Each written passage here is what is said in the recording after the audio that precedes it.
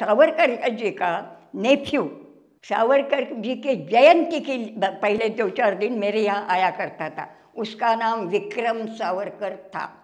वो मुझे कहता था, लीलाताई काका के जयंती के लिए थोड़ा सा पैसा दो ना। मैं 101 रुपया देती थी। मैं ये कर रही हूँ, पब्लिकली कह रही हूँ, 101 रुपया देती थी और उसे कहती थी तेरे काका के विचारों की मैं नहीं हूँ, विरोध की हूँ, लेकिन इसलिए दे रही हूँ, उन्होंने जो काम किया है गलत था, मगर वो उसको सही समझते थे और वो सही समझने के लिए उन्होंने जो शौर्य बताया है वो भी उस मातृभूमि के ऊपर प्यार करते थे। इसीलिए मैं दे रही हूँ, क्योंकि वो जो गुण है उसे तो मैं नकारती नहीं हूँ, तो इसीलिए देती हूँ, मगर मैं उनके विचारों की नहीं हूँ। Your questions, their answers. Dialogue at Nation Next. Hello, मैं हूँ राधिका धवड़ और आज मेरे साथ 92 इयर्स की फ्रीडम फाइटर लीनाताई चितले है, जिन्होंने क्विट इंडिया मूवमेंट में भी हिस्सा लिया था। आपने कहा कि हमें फ्रीडम जैसे मिली है तो और जैसी बताई गई है तो उसमें फ़र्क है। तो ऐसा क्यों कहती है आप? फर्क इसलिए है, कोई चीज़ मिलती है तो उसमें हमें श्रम नहीं करना पड़ता है, हमारा स्वयं का कोई उसमें हिस्सा नहीं रहता है, पार्ट नहीं रहता है, अपने को कुछ न कुछ करके दिखाना पड़ता है। भारत का जो फ्रीडम यानी स्वातंत्र्य जो मिला हुआ है वो उसमें इस भूमि के हर जगह के, पूरा भारत इतना बड़ा है, वहाँ से कश्मीर से लेके कन्याकुमारी तक, सिंध से लेके बंगाल तक, इतने बड़े भारत में अनेक जाति, अनेक धर्म, अनेक प्रकार के लोग रहते हैं और ये सब जो है उनके अपने अपने ख्याल होते हैं, उनकी अपने की संस्कृति होती है। संस्कृति 2 प्रकार से होती है, एक तो जिस वातावरण में आप रहोगे उस वातावरण से वो बंधी हुई रहती है और वो संस्कृति उस पीढ़ियों से आई हुई रहती है। तो इसीलिए भारत के सांस्कृतिक जीवन में, इतने बड़े भारत के सांस्कृतिक जीवन में फर्क तो होना ही है। यह जो फर्क है, यह फर्क हमारा जो अप्रोच होता है, कोई भी चीज़ के ऊपर देखने का हमारा जो अप्रोच है उसमें फ़र्क करता है। आज़ादी की जब लड़ाई की तो ये लड़ाई एक जगह एक तरह से होगी, दूसरी जगह दूसरे तरह से होगी, इस तरह से हुई है, मगर यहाँ हर धर्म ने, हर जाति ने, हर रिवाज ने ये आज़ादी में हिस्सा लिया हुआ है। कोई यदि कहता होगा कि हमने वो कभी ये की है तो ऐसा नहीं है। इसलिए इस आज़ादी को ये देना, क्या देना, उस आज़ादी को एक हृदय में एक मार्ग से बांधने का काम राष्ट्रपिता महात्मा गांधी ने किया हुआ है। पर कंगना रनौत जो एक बड़ी एक्ट्रेस है जिन्हें पद्मश्री भी मिला हुआ है, उनका एक बार एक स्टेटमेंट था कि हमें असली आज़ादी 2014 के बाद मिली है और इसके पहले जो हमें मिला था वो आज़ादी भीख में मिली थी। तो आप खुद एक फ्रीडम फाइटर रह चुकी है, तो क्या लगता है आपको इस स्टेटमेंट के बारे में? जब उन्होंने कहा इमीडिएटली मैंने उसका विरोध किया हुआ है, क्योंकि मैं 12 साल की थी तब जेल में गई हूँ और जेल में ऐसे वैसे पकड़ के इंग्रज लेके नहीं जाते थे, जो कुछ करता है उसी को लेके जाते थे। तो ये तो इनको मालूम नहीं है। उनके जिन्होंने कहा है उनके शायद माता पिता भी उतने एज के नहीं होंगे, तो उनको कैसा मालूम होगा। वो यहाँ के आज़ादी के लिए इंडियन नेशनल कांग्रेस एक ही राजकीय संस्था थी कि जो सब अंग्रेज़ों के साथ ये करती थी, संघर्ष करती थी। अंग्रेज क्या बोलते थे, हर जगह इस देश के मिट्टी में जो पैदा होता है वो नहीं कहते थे, हर जगह यहाँ की इस मिट्टी में जो पैदा होता है उसके मालकी की होती है, कोई नहीं ये बता सकता कि ये मेरी है करके। अंग्रेज कहते थे वो उनकी है। क्या लिखते थे, हम छोटे थे तो हम देखते थे ना, लिखते थे dogs and Indians are not allowed. कुत्ते और भारतीय अलाउड नहीं है। कहाँ? होटल भी हमारा, जगह भी हमारी, इमारत भी हमारी, वस्तु भी हमारी, और हम अलाउड नहीं थे क्योंकि उनके नज़र में हम डॉग्स थे। तो क्या महसूस होता था आपको? महसूस है ना, अपमान महसूस होता था। अपमान इसलिए महसूस होता था कि यहाँ पर जो पैदा हुआ है वह यदि अंधेरे में भी रहे, किसी भी जात का हो, किसी भी धर्म का हो, उसे बोलने का अधिकार होता है, उसको सोचने का अधिकार होता है, उसे जीने का अधिकार होता है। वो तो उन्होंने छीन लिया था। और क्या हमको उन्होंने दान में दिया है? हमको दान में नहीं दिया। बेटा, तुम लोगों को ये मालूम नहीं होगा, गांधी जी जब कांग्रेस में आए, उन्होंने जब ये बागडोर संभाली, तब उन्होंने कुछ प्रोग्राम दिए थे। तो यहाँ के वो अंधेरे में बिल्कुल नीचे जात के, मुझे माफ़ करना, मैं नीचे जात कह रही हूँ, मुझे तकलीफ होती है, जात नीचे नहीं होती है। ये जो व्यवस्था है वो उनको नीचे करता है। तो वहाँ के ये जो होते हैं वो बाकी के लोगों से अलग रहते थे। आज भी वैसी झोपड़ियाँ है कि जहाँ आप छूत अछूत करते हो। वहाँ की वो जो काम करने वाली श्रमिक औरत थी, जो पढ़ी लिखी नहीं थी, जिसको पेट में खाने के लिए पेट भर नहीं मिलता था, वो ये कहती थी, मैं यदि मेरे देश के आज़ादी के लिए जेल में जाऊंगी तो मैं, मेरा बेटा, छोटा बच्चा, मेरे पेट में जो बच्चा है वो सब वहाँ रहेंगे। मुझे दिन भर का जो श्रम करना पड़ता है, आधा पेट रहना पड़ता है, वो नहीं करना पड़ेगा। मेरे बच्चों को भी खाने को मिलेगा, मुझे भी खाने को मिलेगा। उसने जो कहा उस दिन मुझे बहुत खराब लगा, बहुत खराब लगा। मेरे आंखों से पानी जा रहा था क्योंकि मैंने वो देखा है। तो ये उनको क्या मालूम है? वो तो ऐसे ऐदी लोग बैठे हुए हैं कुर्सी के ऊपर, लेकिन जिन्होंने ये मिलाया है वो तो श्रमिक थे, वो तो निचली जाति के थे, वो निचले धर्म के थे। उन सब की शक्ति से ये मिला हुआ है, मानवीय शक्ति से।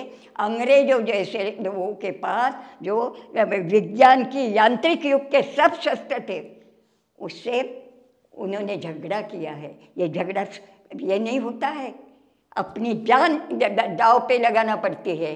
जब जाते थे मारो हमको गोलियां, तब ये कहाँ छिपे थे? ये कल आप जो मुझे प्रश्न पूछ रही हो, उनकी खानदान कहाँ छिपी थी? वो तो वहाँ के खानदान थे जो आज भी झोपड़ी में रहते हैं, आज भी सड़क के ऊपर झाड़ू लगाते हैं, वो थे। और ये मैं जरा भी गलत नहीं कह रही हूँ, क्योंकि मैं खुद आंखों से देखा है, अनुभव किया है। इसीलिए मुझे गुस्सा आया और मैंने वो ये निकाला। तो जैसे आपने कहा कि इंडियंस और डॉग्स कहीं पे भी अलाउड नहीं थे, तो जो फ्रीडम स्ट्रगल था उसमें आप बहुत सारे कठिनाइयों से आपको जाना पड़ा है, उसके वजह से आज हम यहाँ पे इतने शांति से बैठे हुए। तो कैसे दिन थे वो और कैसे दिन निकाले आप लोगों ने? हाँ, हमने जो दिन निकाले हैं, हम तो छोटे छोटे थे।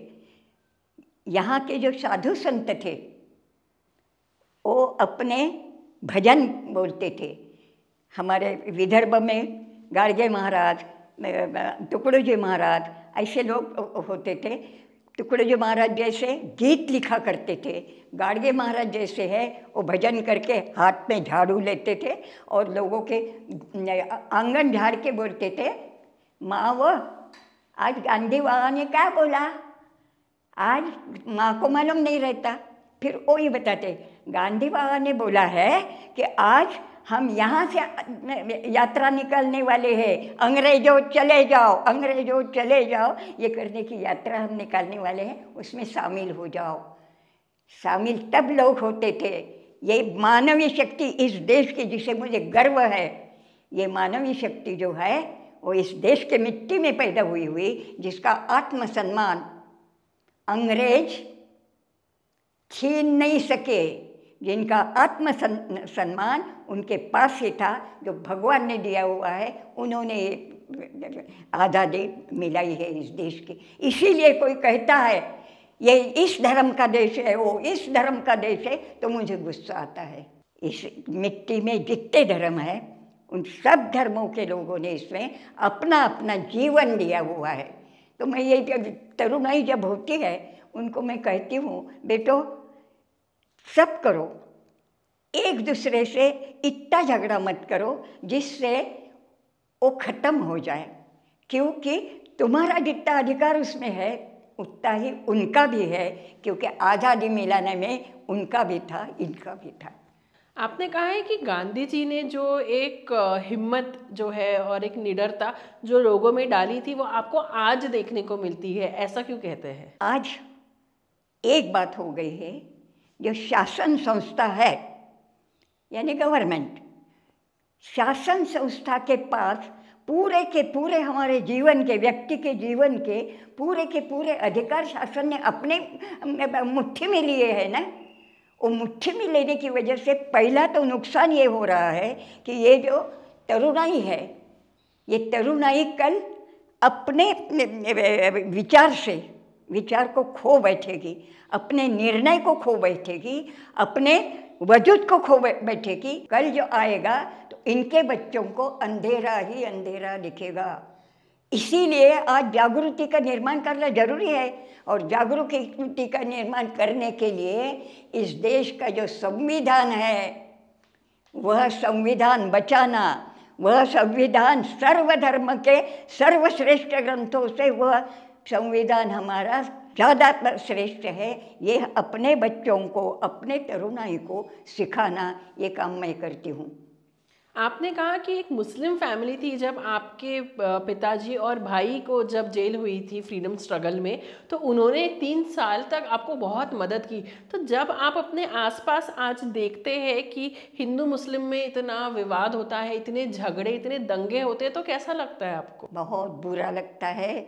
वो जो दंगे होते हैं उसमें जो घायल हो जाते हैं, मुझे ऐसा लगता है कि मेरे ही शरीर के ऊपर उन्होंने वार किया हुआ है।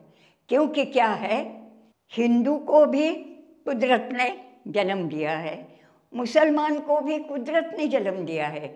जब कुदरत देती है ना तो आपको अलग विचार और उसको अलग विचार नहीं देती है। वो तो साफ हृदय, साफ अपनी जो मस्तिष्क की बुद्धि है वो सब साफ दे देती है।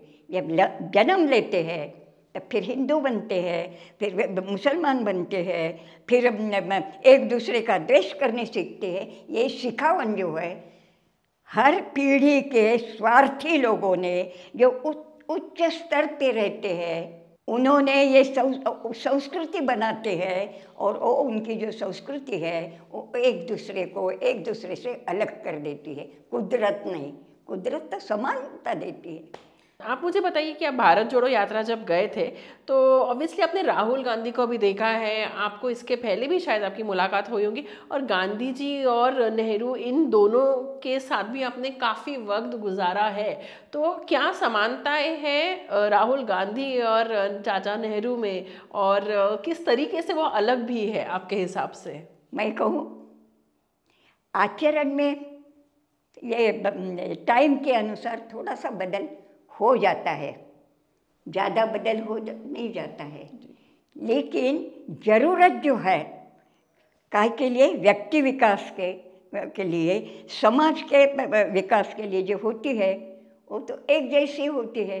राहुल गांधी में और जवाहरलाल जी नेहरू या राष्ट्रपिता महात्मा गांधी के विचारों में कोई बदल नहीं है, आचारों में थोड़ा बदल होता है। लेकिन मैं राहुल के पास क्यों गई थी, मैंने सर के ऊपर हाथ रखा, उसको आशीर्वाद दिया, उसके आँखों से, मेरे आँखों से पानी बह रहा था। उसे मैंने कहा तू जो कर रहा है वो बिल्कुल बराबर है। विरोधी पक्ष को यदि लोकमानस बदलना है तो राहुल जो कर रहा है वही, और इसीलिए उसके पीछे लाखों लोग उसके पीछे जा रहे हैं। यही काम विनोबा जी ने किया था, यही काम गांधी जी ने किया था लोकमानस बदलने के लिए। राहुल जो कर रहा है, perfect decision at the perfect time.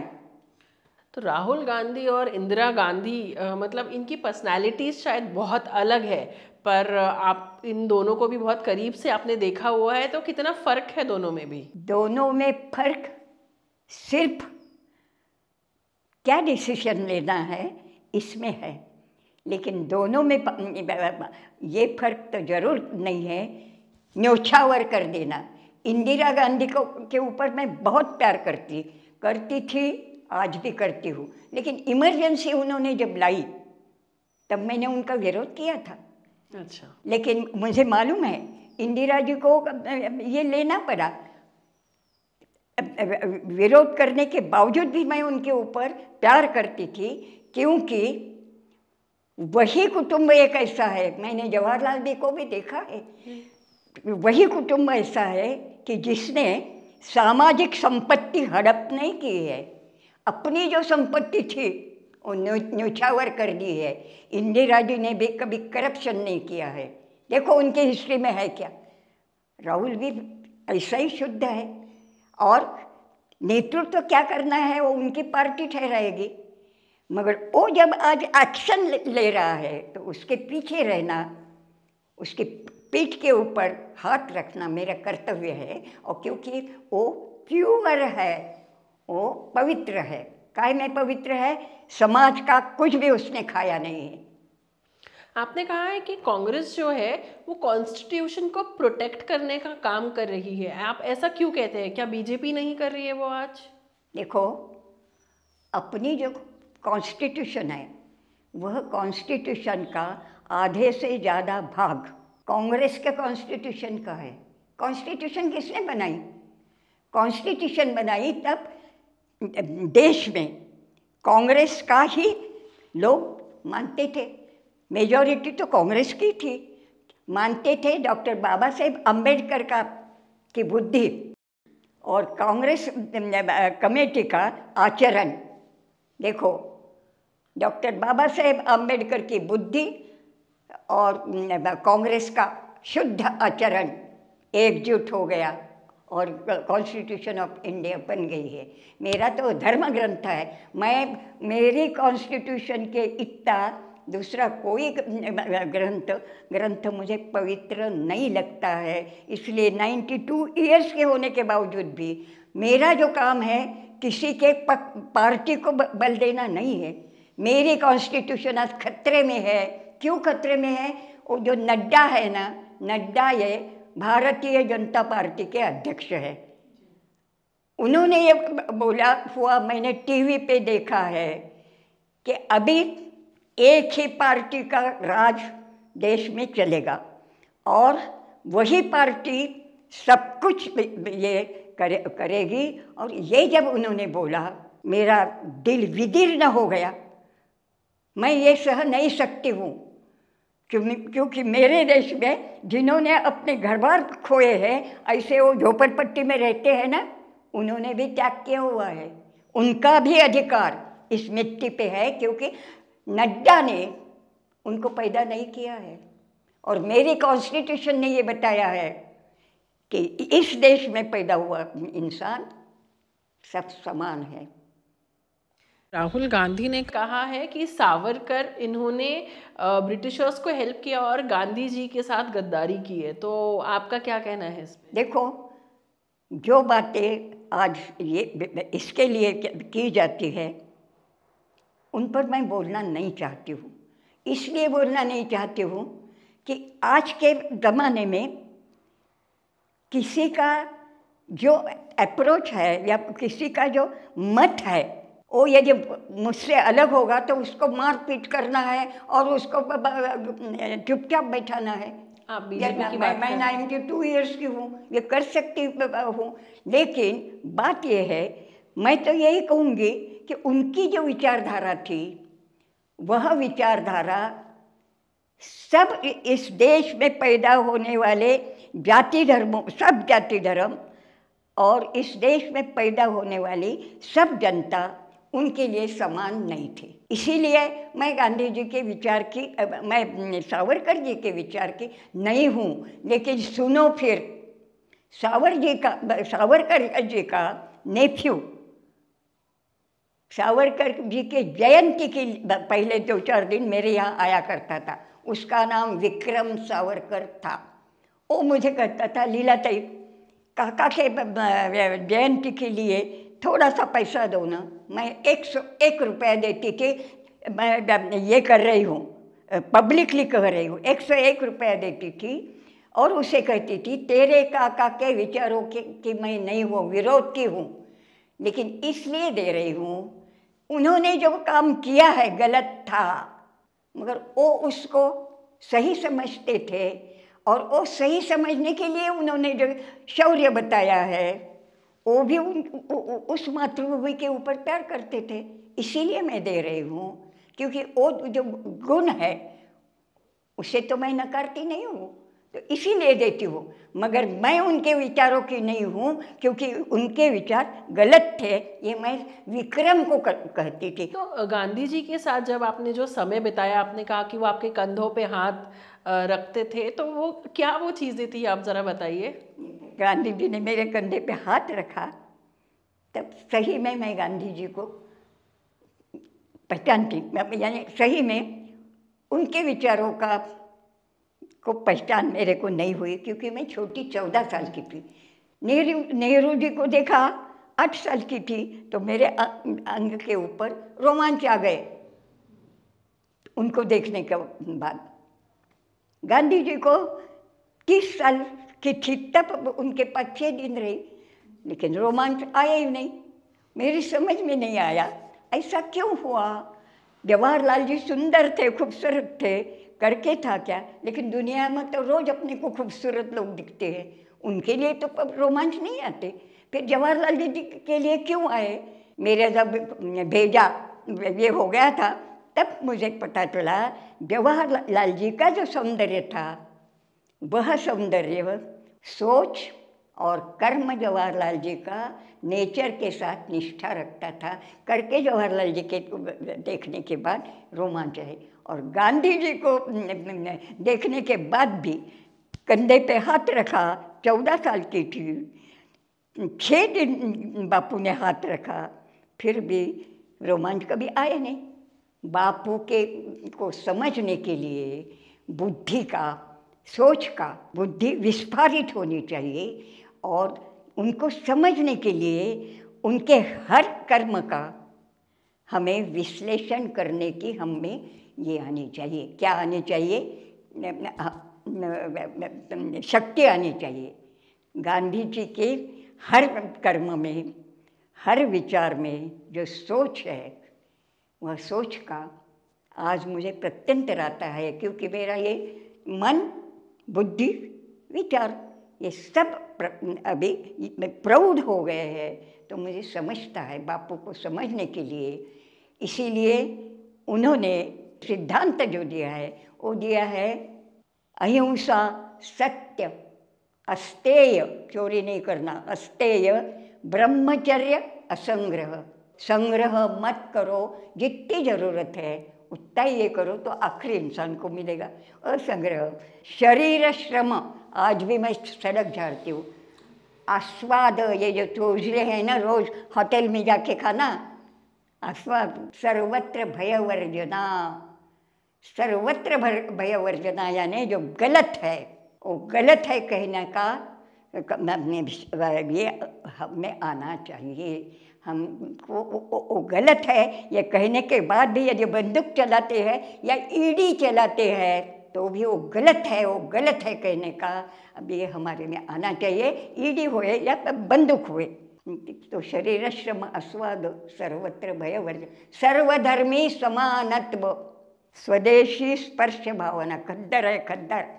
कि ऐसा कई बार कहा जाता है कि मोदी जी जो है वो नेहरू जी ने जो गलतियां करी हुई है उनको अभी सुधार रहे हैं, तो जब आप ये सुनते हैं तो आपका क्या कहना है, क्योंकि आपने कई सारी चीज़ें देखी है खुद। नहीं, वो आप जो कह रही है ना, मैं रोज़ टीवी के ऊपर ये करती, मुझे बचपन का एक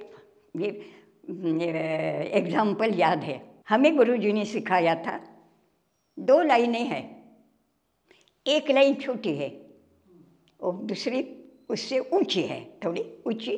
तो ये छोटी को लगा कि मैं उसके बराबर क्यों जाऊं, क्यों नहीं जा, इसीलिए उसने वो बढ़ा दी और दोनों एक समान कर दी। मगर पहली लाइन जो ऊंची की थी और जिस सोच से बनाई गई थी वह सोच तो ही दूसरे को उसके समान ये करने के लिए तो नहीं आएगी। हर एक का अपना अपना गुण होता है और अपने अपने गुण से आप काम करते हो। ये समझ यदि आएगी ना तो भारतीय जनता सुखी हो जाएगी।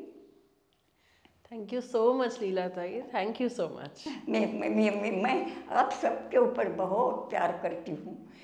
शायद कल भी जा सकती हूँ, लेकिन मुझे लगता है मेरे ये सब बच्चे आगे चलकर एक दूसरे को समझे, प्यार से एक दूसरे के गले लगे और मुझे चाहिए करके उसको भूखा न रखे। यही मेरी ईश्वर से प्रार्थना है बस। Nation Next, News Hub for New India.